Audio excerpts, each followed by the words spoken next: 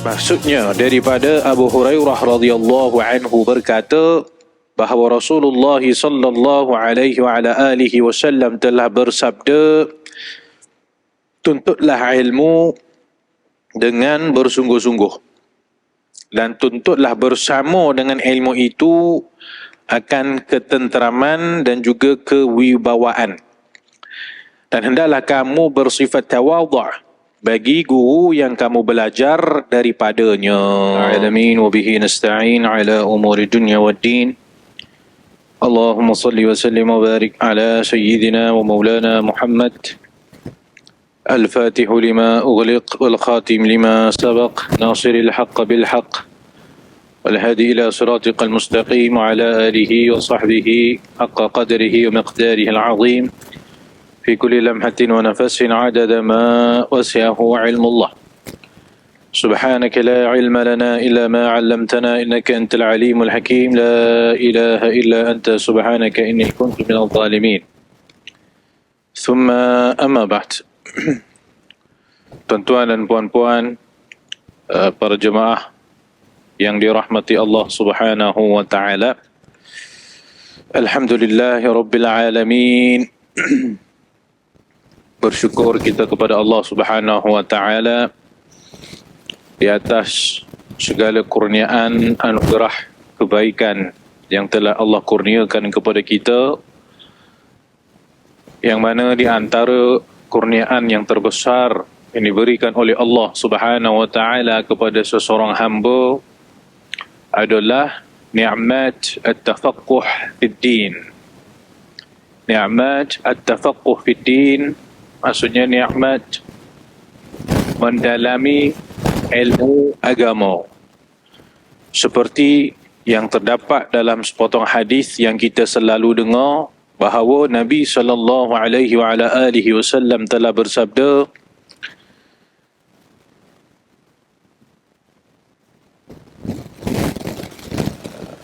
Man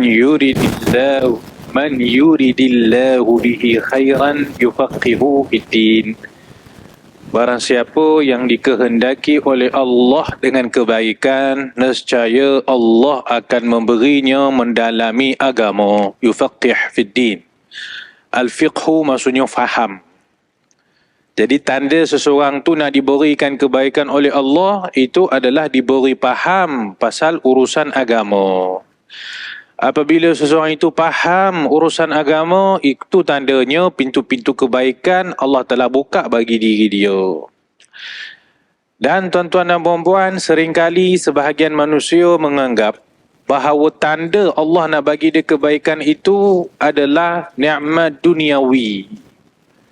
Sebagian orang ingat Allah sayang kat dia bila dia ini mendapat harta yang banyak, jadi jutawan, memiliki kewangan yang hebat. Dia rasa Allah sayang kat dia sebab Allah bagi dia rezeki, harta, duit, wang dan sebagainya. Ada sebagian orang menganggap Allah sayang kat dia ni sebab Allah Ta'ala bagi dia pangkat yang tinggi.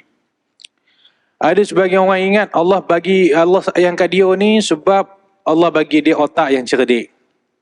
Hakikatnya segala yang kita sebutkan tadi tidak melambangkan bahawa Allah cinta pada orang tersebut. Sebab apa tuan-tuan? Sebab harta, kekayaan, kemewahan Allah beri pada orang yang baik dan Allah beri juga pada orang yang tak baik. Bukankah insan yang paling kaya, antara manusia yang paling kaya di dunia ini zaman dulu adalah Qarun, tuan-tuan? Kaya dia, mewah dia. Sehingga dalam satu riwayat dikatakan bahawa kunci kepada gudang-gudang si Qarun ini dibawa oleh 70 ekor unta. 70 ekor unta bawa kunci kepada gudang yang menyimpan kekayaan si Qarun. Bukan 70 ekor unta tu bawa kekayaan dia. Tu tak banyak tu. 70 ekor unta ni bawa kunci sahaja. Kunci kepada gudang-gudang dia yang begitu banyak. Kaya dia ni. Kalaulah kekayaan itu adalah lambang kasih daripada Allah, maka Qarun hebat dia. Maka Allah kasihlah kepada Qarun sebab banyak rezeki Allah bagi pada Qarun. Kalaulah pangkat, jawatan, itu adalah lambang cinta daripada Allah kepada seseorang. Nescaya Firaun dan juga Haman, mereka jadi orang mulia lah di sisi Allah. Kerana mereka kaya, mereka ada jawatan, mereka ada pangkat. Jadi pada hakikatnya, harta benda yang dibangga-banggakan, pangkat yang dibangga-banggakan, jawatan yang dibangga-banggakan, hakikatnya tidak menunjukkan itu adalah kasih sayang Allah kepada orang tersebut. Tapi yang jelasnya apa? Yang jelasnya adalah bila orang tu faham pada agama, itu benar-benar menjadi lambang cinta Allah pada hamba tersebut. Sebab itu alim ulama, mereka tak ada masa nak kejar harta benda kemewahan. Mereka kejar ilmu pengetahuan. Sebab apa? Kerana dia mengetahui apabila dia faham agama, itu tandanya Allah dah sayangkan dia, Allah bukakan pintu-pintu untuk dia. Sedangkan orang yang kaya raya, orang yang banyak kemewahan, orang yang tinggi pangkat, orang yang tinggi jawatan, belum tentu itu adalah tanda Allah sayang. Baik, jadi kalau begitulah keadaannya, maka rezeki kita pada malam ini dan juga pada malam-malam yang lain, rezeki kita adalah dapat diberi peluang untuk memahami agama. Inilah usaha yang kita lakukan, hadir ke masjid dengan kuliah maghrib ya, bersama dengan ustaz-ustaz. Inilah usaha yang kita lakukan untuk mendapatkan kebaikan daripada Allah, iaitu dengan tafaqquh fid din, mendalami, memahami urusan agama. Jadi tuan-tuan dan puan-puan, sebelum kita bermula, seperti biasalah ya, kita niat dulu, duduk dalam masjid ini dengan niat i'tikaf. Yang kita niat dulu, yang kita ini niat menuntut ilmu pengetahuan, duduk dalam majlis ilmu, tidak lain tidak bukan untuk mendapatkan pengampunan dosa daripada Allah, untuk mendapatkan rahmat daripada Allah, untuk kita ini diberi kepahaman yang jernih tentang urusan agama kita. Maka seterusnya pada malam ni kita teruskan ya pembacaan kitab 40 hadis kelebihan ilmu dan juga ulama, yang mana ia adalah merupakan susunan seorang ulama, nama dia Syekh Kiai Muhammad Syukri bin Yunus Al-Banjari. Dan ini diterjemah dan dihuraikan hadis-hadisnya oleh almarhum Syekh Ahmad Fahmi bin Zamzam Al-Maliki. Kita teruskan dengan hadis yang ke-13. Bismillahirrahmanirrahim. An Abi Hurairah radhiyallahu anhu qala Rasulullah sallallahu alaihi wa ala alihi wasallam, ta'allamul ilma wa ta'allamu lil ilmi as-sakinata wal waqar wa tawada'u liman ta'allamuna minhu, akhrajahu at-Tabarani fil Awsat. Maksudnya daripada Abu Hurairah radhiyallahu anhu berkata bahawa Rasulullah sallallahu alaihi wa ala alihi wasallam telah bersabda, tuntutlah ilmu dengan bersungguh-sungguh, dan tuntutlah bersama dengan ilmu itu akan ketenteraman dan juga kewibawaan. Dan hendaklah kamu bersifat tawadhu' bagi guru yang kamu belajar daripadanya. Hadis ini diriwayatkan oleh Imam At-Tabarani dalam kitab Mu'jam Al-Awsat. Jadi hadis ni tuan-tuan dan puan-puan ya adalah satu hadis yang menyeru untuk seseorang yang menuntut ilmu, yang belajar, mesti dia kena ada adab dengan gurunya. Mesti dia kena beradab dengan guru dia, mesti dia kena merendahkan dirinya di hadapan guru dia. Jadi hadis ini membicarakan tentang perihal adab seorang pelajar di hadapan gurunya. Dan seperti yang kita sedia maklum tuan-tuan dan puan-puan, antara kayu ukur yang menandakan adakah ilmu seseorang itu berkat ataupun tidak. Macam mana nak tahu ilmu kita ataupun ilmu seseorang tu berkat atau tidak? Maka ulama meletakkan di antara kayu ukurnya adalah melihat sejauh mana dia jaga adab dengan semua yang berkaitan dengan urusan dia menuntut ilmu. Semakin dia menjaga adab dengan apa-apa yang berkaitan dengan urusan menuntut ilmu, maka semakin berkatlah ilmunya. Semakin dia langgar adab, semakin dia biadab, semakin dia meringan-ringankan adab dengan apa-apa yang berkaitan dengan urusan menuntut ilmu, maka semakin hancurlah keberkatan pada ilmunya. Jadi yang memberi kesan kepada keberkatan ilmu pada diri seseorang itu adalah sejauh mana dia menjaga adab. Ada satu hadis, tuan-tuan. Ada satu hadis, tapi hadis ini hadisnya agak bersangatan lemah. Hadis ini bersangatan lemah, bahkan ada ulama hukumkan dia sebagai palsu. Kita sebutkan supaya kita nak tahu konteks ataupun konsep yang disebut dalam hadis ni. Bukanlah suruh berpegang dengan hadis ni. Banyak hadis-hadis yang lain yang kita boleh pegang. Hadisnya berbunyi macam ni. Man istakhaffa ustadhahu ibtalahu Allahu bithalas.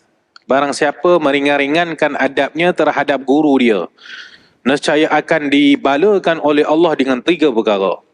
Pertama, ilmunya tidak berkat. Yang keduanya, pertama ilmu tak berkat. Yang keduanya rezekinya sempit. Yang ketiga, keluar daripada dunia dalam keadaan tidak beriman. Ini 3 perkara yang disebut dalam hadis tadi. Tinggal lagi hadis itu hadis yang bersangatan lemah. Dan hadis-hadis yang lagi banyak yang mengajarkan kepada kita supaya jaga adab dengan ustaz, dengan guru, dengan orang yang mengajarkan kepada kita. Antaranya hadis inilah. Nabi SAW telah bersabda, hendaklah kamu bersifat tawaduk di hadapan guru yang kamu belajar daripadanya. Ini nak suruh jaga adab lah ni. Tentang perihal adab ni, tuan-tuan, sebenarnya banyak sangat kata-kata ulama yang menyeru ke arah menjaga adab dengan guru secara khusus. Saya kata tadi, menjaga adab dengan semua urusan yang berkaitan dengan menuntut ilmu. On the top of the list adalah guru. Guru yang mengajarkan ilmu ni, kena jaga adab dengan mereka. Nombor 1. Nombor 2, tempat dia belajar, tempat dia menuntut ilmu. Kalau dia menuntut ilmu di madrasah, kalau dia menuntut ilmu di masjid, kalau dia menuntut ilmu di sekolah, ada adab-adab yang dia kena jaga terhadap tempat yang dia duduk belajar ilmu tu tadi. Okay. Termasuk dalam bab jaga adab ini juga beradab dengan alat-alat yang dia gunakan untuk menuntut ilmu. Seumpama kitab, ada kena jaga adab pada kitab. Bahkan ulama menegaskan pen yang nak digunakan untuk menulis ilmu, mencatat ilmu, pen itu pun kena jaga adab dengan dia. Bukannya pen ni kita dah guna, kita tulis ayat Quran, kita tulis hadis, kita tulis tu, kita tulis, lepas tu kita campak, letak atas lantai, campak merata-rata. Ini alat nak mencari ilmu ni, ada adab yang perlu dijaga. Kitab ni, dalam kitab ni ada ilmu ni, ada ayat Quran, ada hadis, ada hukum hakam, ada tu, ada ni. Kitab ni ada adab yang perlu dijaga. Tetapi dalam banyak-banyak perkara yang terkait dengan ilmu, yang paling utama nak dijaga adab ini adalah dengan orang yang mengajarkan ilmu itu, iaitulah guru, cikgu, ustaz, ustazah. Itu paling penting, tuan-tuan dan puan-puan. Mari kita tengok macam mana adab ini diterjemahkan dalam kehidupan oleh para sahabat, tabi'in dan ulama-ulama kita. Cuba kita tengok macam mana adab para sahabat radhiyallahu anhum di hadapan guru mereka, iaitulah Sayyidina Rasulullah sallallahu alaihi wasallam. Macam mana sahabat jaga adab di hadapan guru mereka, Nabi SAW. Disebut dalam riwayat bahawa apabila para sahabat duduk di dalam majlis di hadapan Nabi, Nabi sedang memberi khutbah, Nabi sedang menyampaikan pesanan, Nabi sedang bercakap di depan, para sahabat akan duduk di hadapan Nabi dalam keadaan mereka menundukkan kepala mereka ke bawah, tak berani nak angkat kepala mereka. Sehingga mereka itu kelihatan seumpama tunggul kayu. Tak bergerak. Tak bergerak-gerak. duduk macam tu depan Nabi. Tak mampu, tak berani nak angkat kepala, nak memandang Nabi pun tak berani. Tak berani bukan sebab apa? Sebab karisma Nabi sallallahu alaihi wasallam. Disebut yang berani mengangkat kepala di hadapan Nabi ni 2 orang saja. Pertama, Sayyidina Abu Bakar. Nabi akan pandang kepada Abu Bakar, Abu Bakar akan angkat kepala, senyum pada Nabi, kemudian dia akan tundukkan semula kepalanya ke bawah. Kemudian Nabi akan pandang kepada Sayyidina Umar, Umar akan angkat kepala Sayyidina Umar, pandang Nabi, senyum, lepas tu tunduk balik. Ini adab anak-anak murid Nabi sallallahu alaihi wasallam, iaitu para sahabat. Itu pada zaman Nabi, tuan-tuan. Dan adab yang sama juga berpindah kepada zaman setelah itu, iaitu generasi para sahabat. Mari kita tengok macam mana adab para sahabat radhiyallahu anhum. Diriwayatkan bahawa pada satu hari Sayyidina Zaid bin Thabit radhiyallahu anhu, seorang sahabat Nabi yang masyhur, beliau sedang nak menaiki kuda. Sayyidina Zaid dia tengah nak naik kuda. Maka datang Ibnu Abbas radhiyallahu anhuma, yang merupakan anak murid kepada Sayyidina Zaid bin Thabit. Datang Ibnu Abbas radhiyallahu anhuma, beliau membantu Sayyidina Zaid naik ke atas kudanya. Lepas itu Ibnu Abbas yang tarik tali pelana kuda tu tadi. Dia bawa kuda tu. Dia bawa kuda yang dinaiki oleh gurunya, Zaid bin Thabit. Sayyidina Zaid bin Thabit merasa cukup malu. Sebab yang tarik kuda dia itu adalah Ibnu Abbas. Siapa Ibnu Abbas, tuan-tuan? Ibnu Abbas adalah sepupu Nabi SAW. Ayah kepada Ibnu Abbas, iaitu Abbas bin Abdul Muttalib, adik-beradik dengan ayah kepada Nabi, iaitu Abdullah bin Abdul Muttalib. Jadi Ibnu Abbas ni kiranya sepupu Nabi lah kan. Kaum kerabat Nabi lah, saudara terdekat bagi Nabi lah. Jadi bila sepupu Nabi yang tarik kuda Zaid bin Thabit, yang merupakan orang alim, merupakan guru kepada Ibnu Abbas, seganlah Zaid bin Thabit. Takkanlah sepupu Nabi duk tarik aku punya kuda ni. Maka Zaid pun tanya, wahai Ibnu Abbas, kamu tu orang mulia, sepupu kepada Nabi, kaum kerabat dekat dengan Nabi. Takkanlah kamu duk tarik kuda saya ni.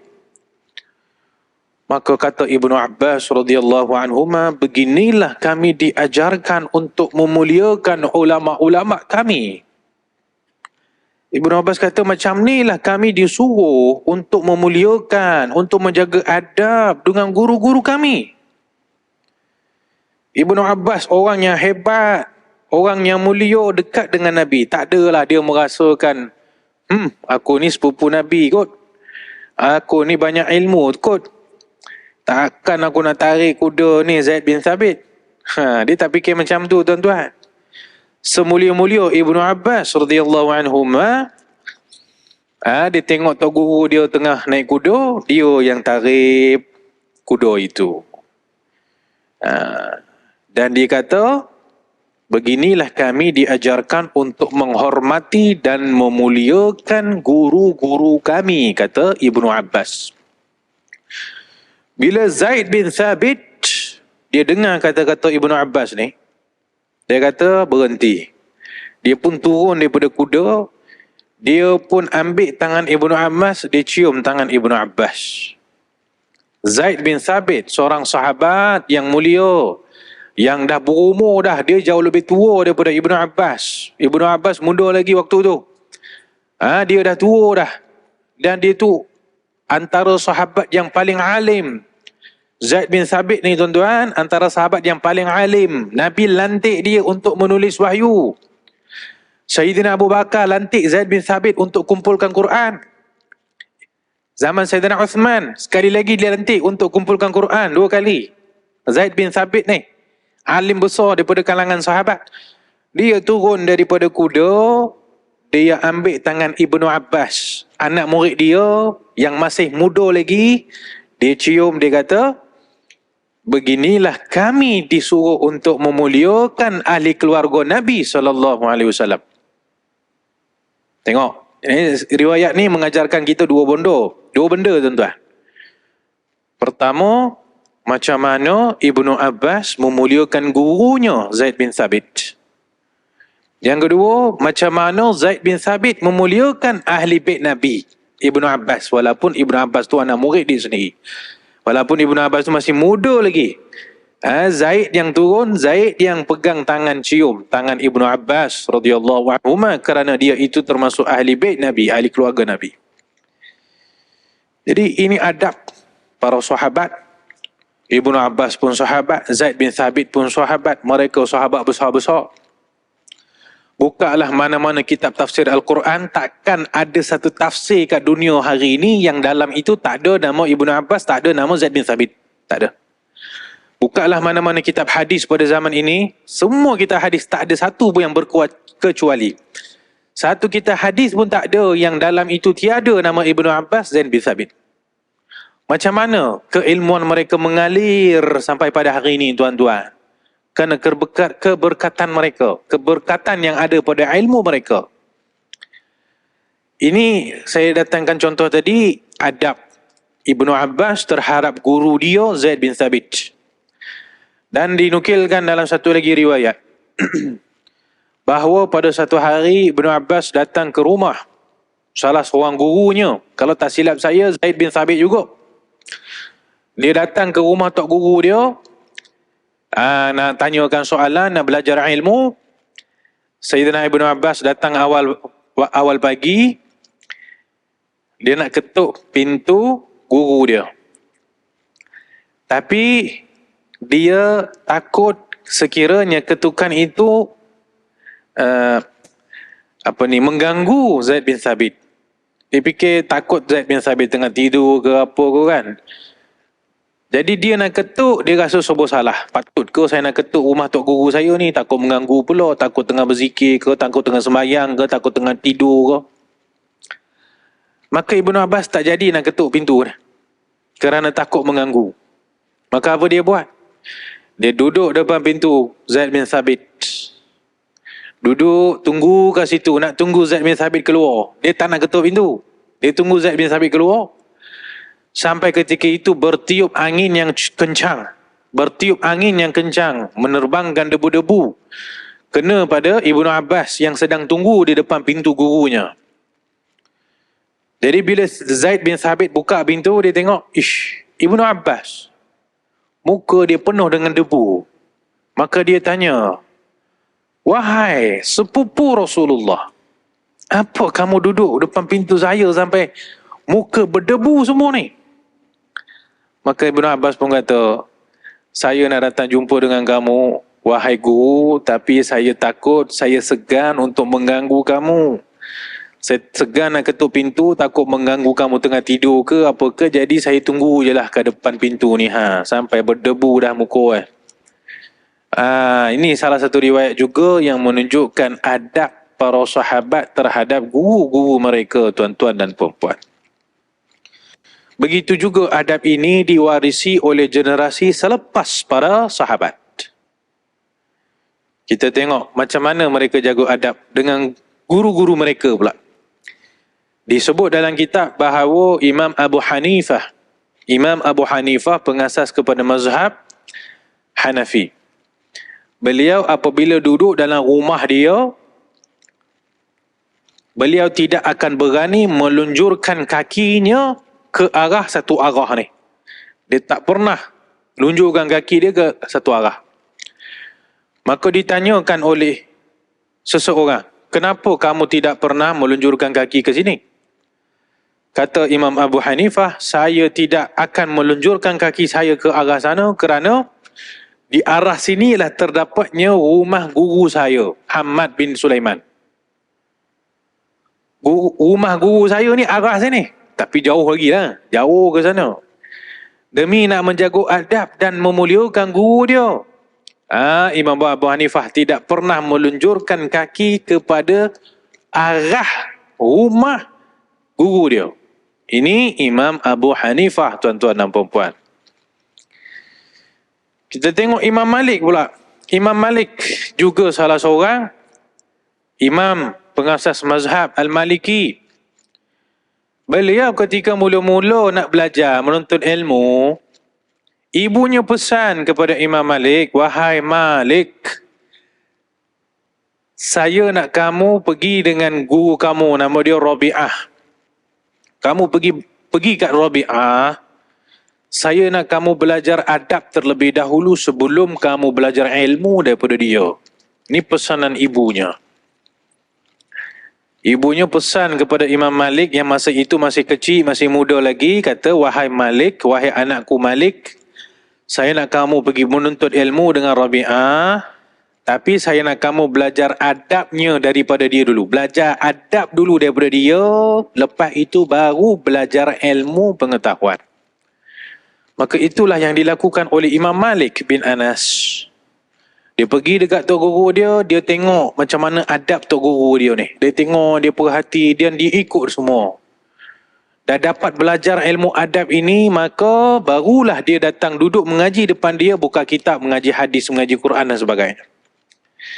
Ini pesanan ibu Imam Malik kepada Imam Malik bin Anas. Tuan-tuan dan puan-puan, alangkah baiknya kalau semua ibu dan ayah pada zaman ini berpesan benda yang sama pada anak-anak mereka, supaya anak-anak itu akan belajar adab terlebih dahulu sebelum nak belajar ilmu pengetahuan. Tapi sayangnya perkara ini, ada kalanya tidak mendapat perhatian daripada sebilangan besar ibu dan ayah.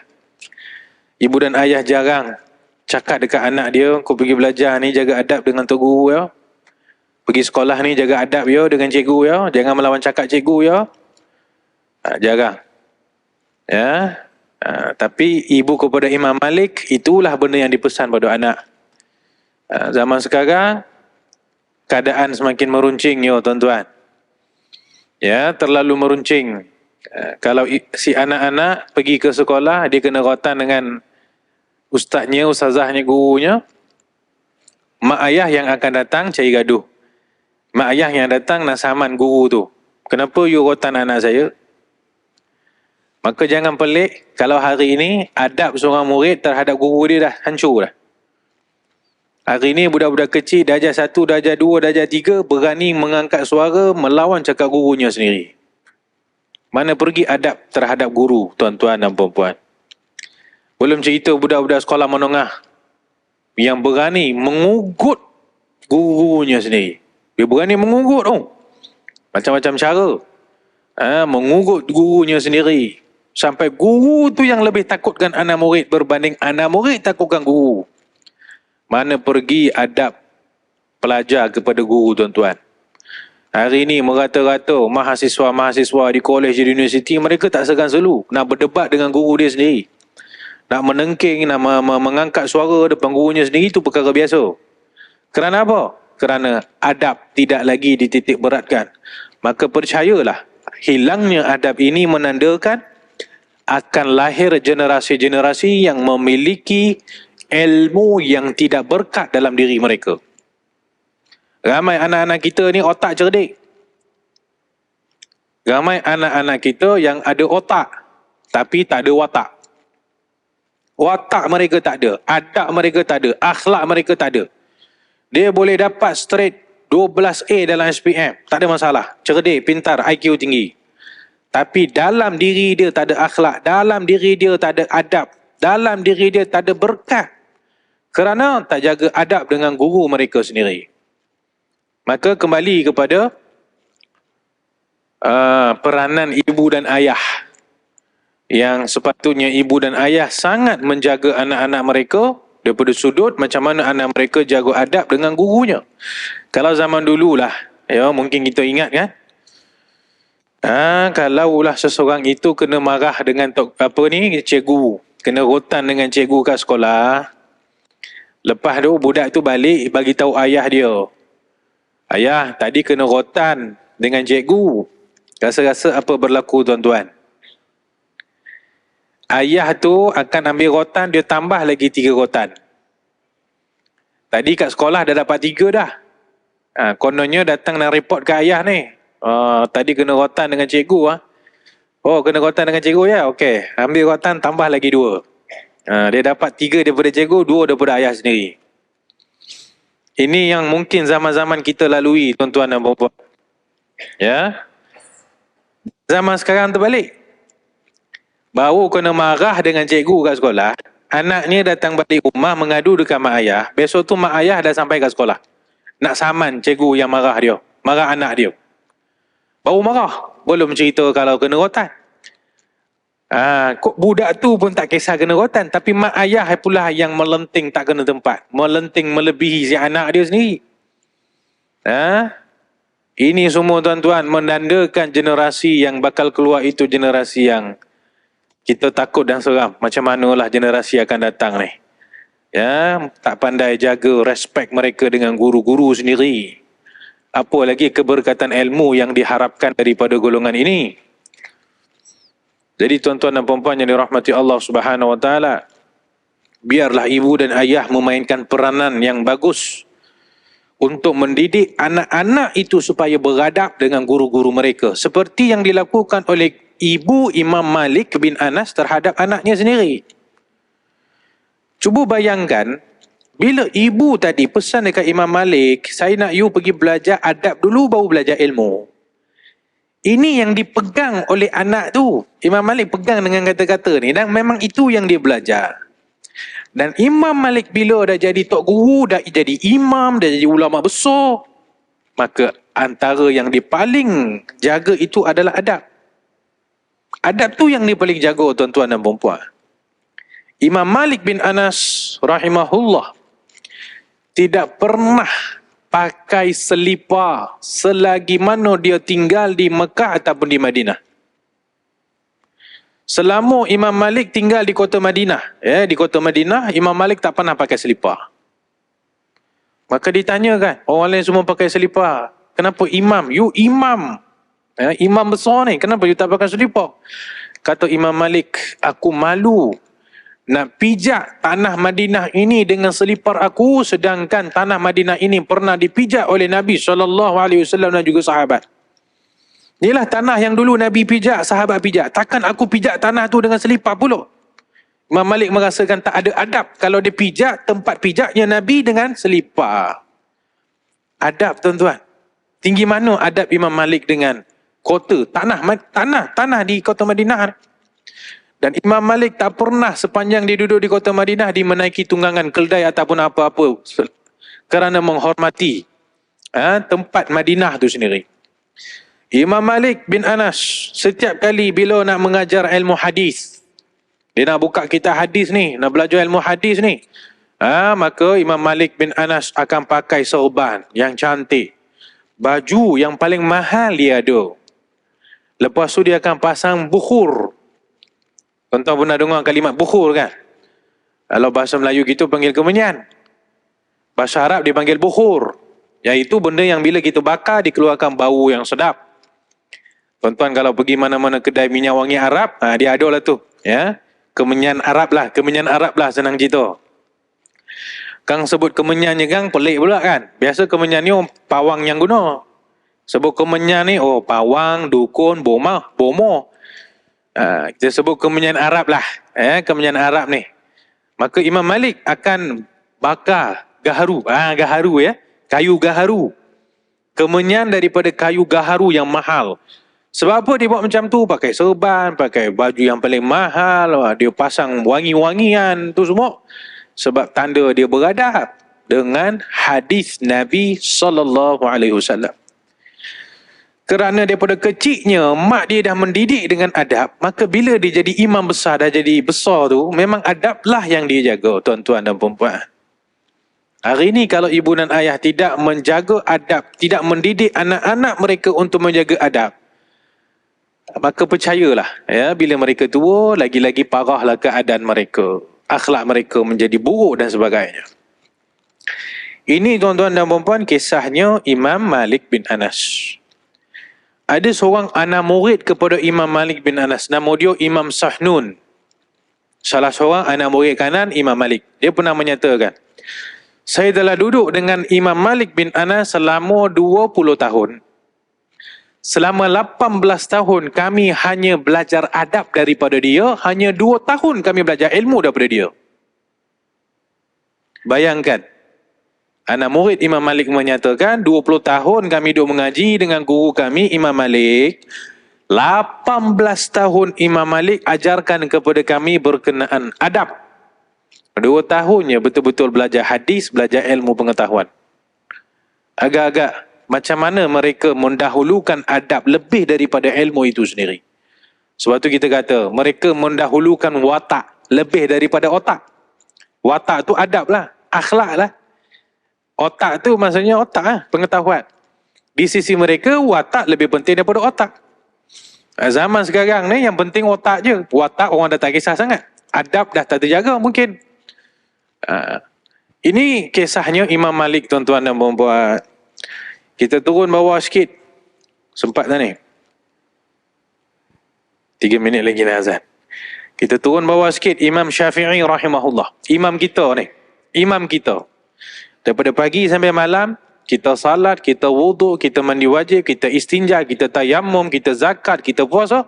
Semua menggunakan ilmunya Imam Syafi'i rahimahullah ta'ala.